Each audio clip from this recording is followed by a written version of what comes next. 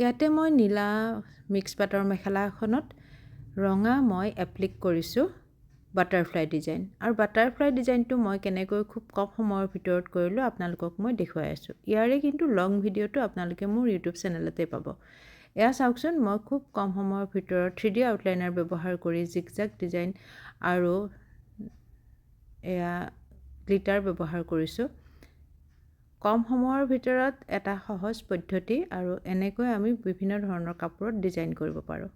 সেই মই আপোনালোকক দেখুৱাই আছোঁ। এয়া চাওক, যিমানেই ডিজাইন কৰোঁ সিমানেই ধুনীয়া লগা হৈ যায়। আৰু বাটাৰফ্লাইটোৰ কালাৰফুল হ'লেই ভাল লাগে, সেয়ে মই কালাৰফুল কৰি দিছোঁ। আৰু ৰেড কালাৰ মই চিলেক্ট কৰি লৈছোঁ, আপোনালোকে বেলেগ কালাৰো চিলেক্ট কৰি ল'ব পাৰে।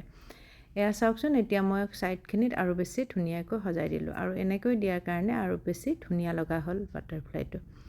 এয়া সম্পূৰ্ণ হৈ গ'ল। ধন্যবাদ।